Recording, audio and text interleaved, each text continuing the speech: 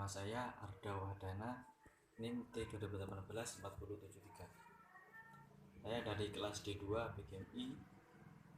Selanjutnya saya akan mengulas tentang diagnosa kesulitan belajar, sekaligus komentar-komentar dalam kandungan materi tersebut.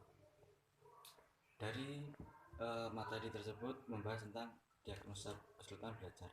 Dari situ saya mengomentari bahwasanya kesulitan belajar itu terdapat dari guru dan juga sekolah, entah itu dari fasilitas ataupun kinerja guru yang kurang memenuhi apa yang telah diinginkan kepada siswa.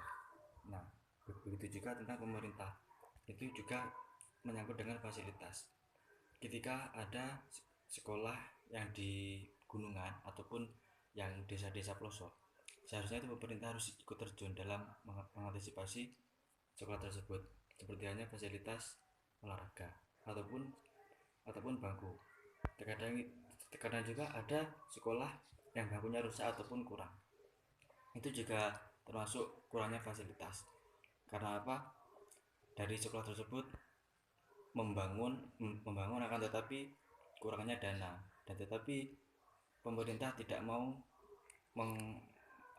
menyangkutkan sekolah tersebut, dalam artian pemerintah itu tidak ikut terjun untuk membangun sekolah tersebut. Terus itu juga sangat sangat disayangkan, karena belajar itu juga perlu fasilitas. Seharusnya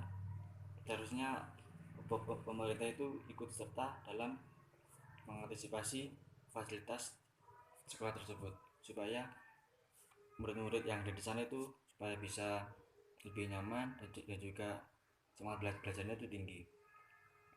Setelah itu siswa itu harus selalu dikasih motivasi ataupun masukan terhadap siswa, dan guru itu harus sangat dekat dengan siswanya. Karena apa? Karena kita bisa tahu bagaimana kondisi siswa tersebut, karena siswa itu berbeda dan guru itu harus tahu bagaimana tentang keadaan tersebut. Sepertinya ada siswa yang nakal ataupun yang pendiam ataupun yang cerewet. Nah, itu guru itu harus tahu, harus mengasih motivasi terhadap anak-anak tersebut. Seperti yang nakal itu tidak harus dikasari, tapi cuma dibilangi, dan supaya anak itu tidak nakal dan juga semangat dalam belajar itu tinggi, karena dia mendapatkan motivasi terhadap gurunya, dengan mendapatkan motivasi oleh gurunya. Dengan itu dia bisa sadar bahwasanya kalau kelakuan saya itu nakal dan mengganggu semangatan belajar siswa, karena takut dengan saya, karena saya jahil. Begitu juga dengan yang pendiam, guru itu harus mengasih motivasi terhadap siswa yang pendiam, yang sangat diam. Terus habis itu memotivasi bahwasanya jangan terlalu pendiam, karena pendiam itu kurang baik. Bukan berarti kurang baik dalam hal belajar, baik, akan tetapi kita harus sebagai guru itu memotivasi siswa supaya yang pendiam itu ikut serta dalam berbicara, seperti selalu ngomong bahwasanya kalau materi yang dia pahami itu kurang paham, itu siswa itu harus bisa tanya kepada gurunya. Karena kalau tidak tanya itu sebagai mana kata tidak mau tanya akan satu jalan. Nah, itu kurangnya mental dari siswa tersebut. Jadi guru itu harus bisa memotivasi, memilah-milih terhadap siswa. Terus ada juga yang cerewet ataupun selalu membantah kepada gurunya. Nah, jadi guru itu harus pintar-pintar mengolah kata dan juga memotivasi oleh siswa. Kemudian mengolah bahan ajar untuk siswa. Itu sangat penting bagi siswa, karena setiap pembelajaran itu ada materi dan juga bahan-bahan yang diajarkan, seperti yang tidak jauh dari tadi fasilitas fasilitas sekolah. Jadi di dalam itu, dalam pengajaran itu juga ada fasilitas seperti seperti pembelajaran IPA. Itu juga harus ada praktek-prakteknya, karena dengan teori saja itu tidak cukup untuk memahamkan siswa. Seperti seperti lagi contoh fasilitas olahraga, itu sangat penting sangat bagi siswa, karena itu kalau tidak ada fasilitas olahraga itu akan mengurangnya bakat minat oleh siswa dan juga keterampilan siswa. Jadi yang sebelumnya siswa itu memiliki bakat seperti hanya voli, itu sebelumnya itu siswa itu sangat pandai dalam voli, akan tetapi di sekolah karena tidak ada fasilitasnya itu tidak bisa main voli, dan juga berkembangnya ilmu yang telah bisa didapat oleh siswa tersebut.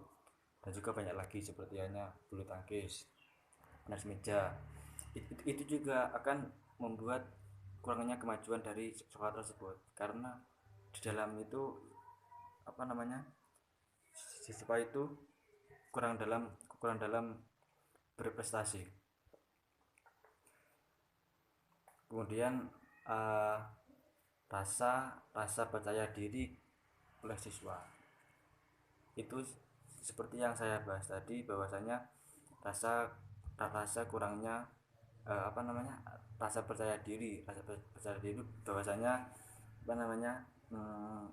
siswa itu malu-malu terhadap apa yang dia ingin sampaikan, entah pun takut karena salah. Jadi guru itu harus selalu membimbing siswa, poinnya mendekatkan diri kepada siswanya. Kemudian kesulitan belajar yaitu merupakan kondisi tertentu yang ditandai dengan adanya hambatan-hambatan dalam kegiatan mencapai suatu tujuan. Ketika siswa mengalami kesulitan belajar, itu juga akan menurunnya sekolah, dan juga prestasi-prestasi yang dicapai siswa itu tidak ada. Kalau guru sangat pandai dalam mengolah